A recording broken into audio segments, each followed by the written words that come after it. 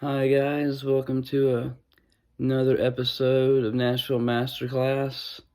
I'm your host, James Fitzgerald May, and I'm just getting over COVID. I went 2 years without ever catching it, and I failed to get my booster, and it was bad. I am very susceptible to pneumonia. Still got brain fog. And I got it this time. There were quite a few days where if I didn't have an asthma inhaler, I don't know what would have happened because I just stopped breathing. I just couldn't catch any breath. And every day I meant to do a new episode, but every day I just didn't feel like doing it. So I would just stay in bed, and today I'm prompted to. Another friend of mine died. It happens a lot. There are a lot of deaths you're going to have to face if you're in recovery. You need to go ahead and get a suit for funerals because you're going to be going to a lot of them. Try to get comfortable. I'm staying in my bed. I'm not even going down to my studio. I faced a lot of deaths that are linked to drugs in my life. The first was my Uncle Buddy. He was a pharmacist, and he had sold his pharmacy, and he was just there to show the new owners around and how he did business, and some guy broke in and killed him.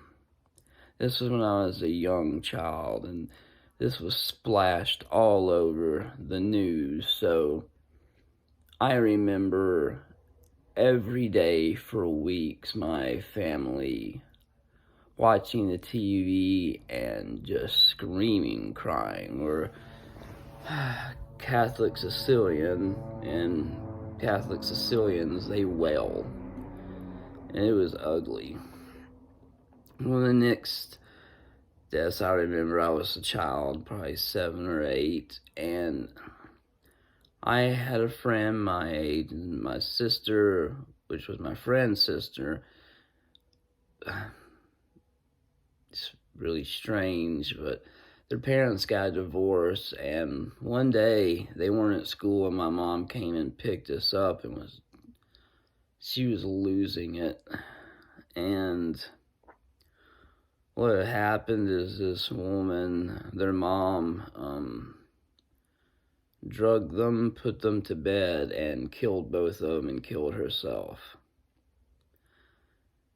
And one of my friends, Drew, I didn't really know Drew that well. He was more of my friend Paul's friend, but I'd seen and talked to him quite a few times, and he was supposed to come over one day, and I remember he was banging on the windows over at Paul's, but we, of course, had been up all night, I think, doing coke, and we didn't want to wake up, and he went to the movies that night, and these guys robbed him, beat him, put him in the back of his car. But he wasn't someone that would just give up, so he kicked open the trunk, and they chased him down, shot him, and ran him over. Now, I'm not going to hit on every death because there's just way too many. You will always hear someone in recovery saying that, oh, they said I should make a novel about my life. Dude, that's great, because you had that one really terrible experience. Why my life is the way it is, and I don't know. But let's continue. When I got out of the Army, my arm was kind of broke in half. It was a nasty accident with a split ring. We were getting ready to go to Iraq. This was an illegal order that was given to me, but I had to do it just the same. Split ring flew off the tire. This split ring is like a gigantic steel washer, and it popped off. And they usually kill people. I think there's only a handful of people that have survived getting hit with a split ring in the Army, and I'm one of them. But they didn't even fix my arm in the Army. That's a story for another day. I had got out and was at the Birmingham VA and got it fixed. And a few months later, right around this time of year, right before Christmas time, my daughter and her mother, my daughter was 5 at the time, they were on their way to school, and there was a huge, like, 7-car pileup, and they both died. Now, the drug part had to do with me. After hearing this, I shoved it down so deep and just continuously took drugs for years and years to come. I had moved out to Los Angeles some years later, and I was homeless, but on the methadone clinic out there, and I called my dad, and it turns out that my daughter's mother's mother sued the people that made the highway because they didn't make any median, no yellow dividing lines, nothing. They just made an asphalt strip and called it good. And I got over $1 million and thought it would last forever, but buried myself deeper into drugs, and plenty of people could care less about taking my money from me. It was bad. People constantly taking money from me, begging, lying, they were going to die, this was going to happen, that was going to happen. I had a business partner that got over $250,000 out of me. And I didn't know any better. I never had money like that before. I didn't understand how it worked, and of course he built this business and nothing was coming back. And this preset a lot of the things I saw to come, because I lost all that money and I had none coming in, so I became homeless again. And there I saw a lot of people die right in front of me from overdoses, people killed because they couldn't pay their drug dealers back. God knows they tried to kill me. I've been shot at, stabbed right in front of Parker Center. But my mom had been begging me for years to come home, so I finally got on a bus. I called her about 7 hours out and told her I would be late. She said she would tell my aunt. Well, I get back home to Birmingham and no one's there to pick me up. So I call my aunt. She comes and picks me up and says she hadn't been able to get a hold of my mom all day, that my sister probably took her out. I've said something about this before on here. You know, my sister didn't do that kind of thing, and there was my mother dead on the kitchen floor. And I was wanting to bury myself even deeper.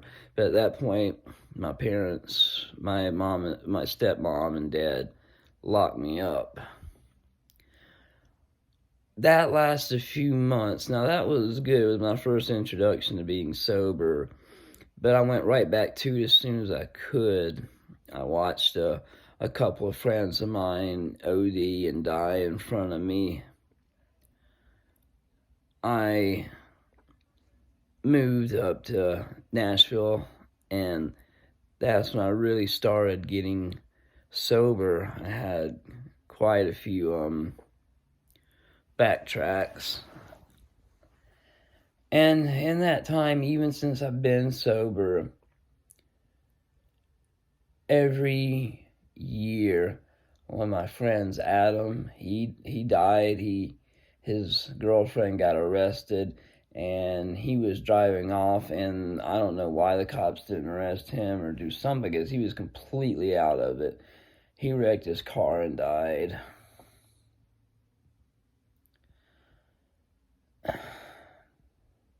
There's so many, and I really don't want to get into all of them. One of my other friends, who's a very mysterious guy, one of the best artists I've ever met, but he ended up strangling this woman while he was high on meth. And he freely admitted it, and he went to prison. I don't know anything more about it. It's kind of just hidden. I don't know all of the details other than that. It was all over the news. And this guy, only 25 years old, met him at the Nashville homeless shelter. We were there together years and years ago. He must have been very young. But he had had a severe overdose, and I guess they needed to do surgery on his heart, but it caused heart disease. And he found out just a few weeks ago that it was terminal, and I didn't really believe, like, I was like, are they sure it's And he got kind of upset. I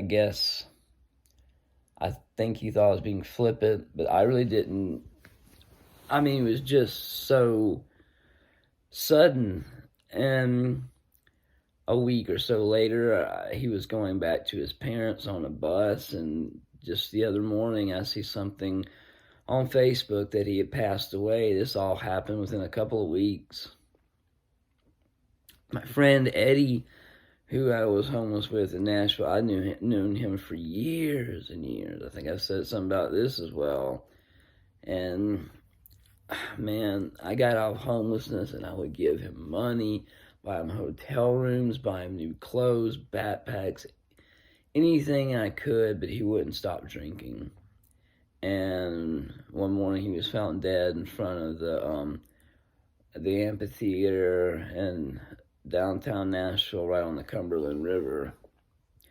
Death is going to be a part of your recovery, and that's all there is to it. And death, no matter what, is not an excuse to use again. As how the cycle continues itself. You'll make any excuse to use, and something that bad just, well, this guy just died out, I should be able to, you don't understand, I'm just a fuck up anyway. You're just hurting yourself when you do that. Death is going to happen. Death's going to come in many forms. A lot of it's tied to drugs in so many different ways. It doesn't have to just be overdoses.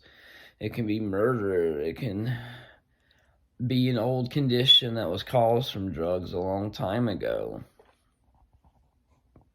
And death may come for you the same way.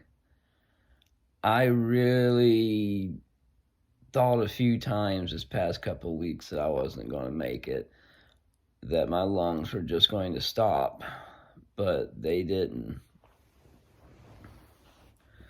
And we're entering a new era in humankind and how we look at drugs and drug abuse. And there's going to be a lot more deaths before they decide to do the right thing.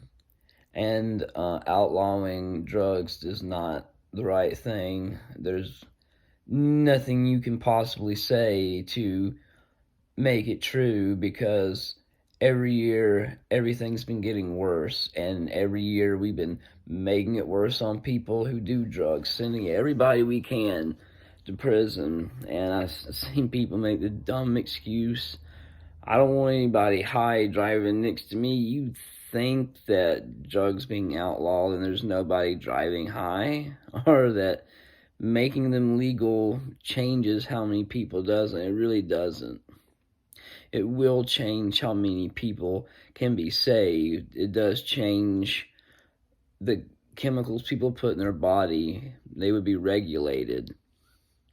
I think about this a lot. I've seen a few other guys that's YouTube channel has to do with drugs, and they're maybe not doing too good right now either. Some channels go in depth about what drugs are about. Some of them are just pathetic. People talking about absolutely nothing. They really don't have anything to share. They're just making videos of themselves. Either I'm high, I haven't been high for 2 weeks, oh, I relapsed again. And then there's the ones whose whole channel is uplifting music while they work out and they're in a gym, and that's their recovery, and they just say things like, you can do it, keep going, be strong.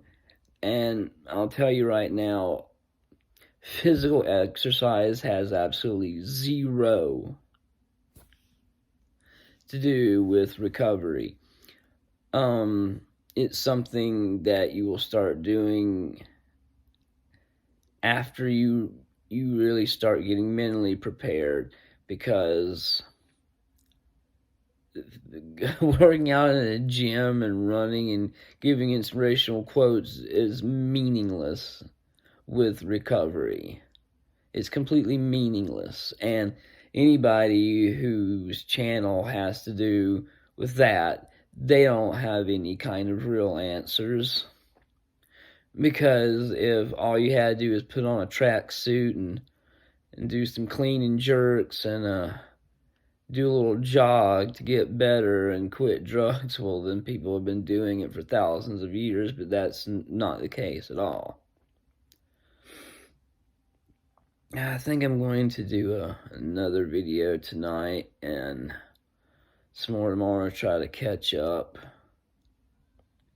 It's been really distressing being so sick and hearing such a young man die, and it made me sit and think of all the deaths I've witnessed. And there's just too many. I mean, even if I wanted to name all the ones that I've seen and witnessed because of drugs, it would take hours, literal hours. And there's no point in it. I mean, I'm not trying to try out for Junkie of the Year and whose life has been the hardest. But I just had to say something. Death is a part of recovery. It's going to be a part of everybody's recovery.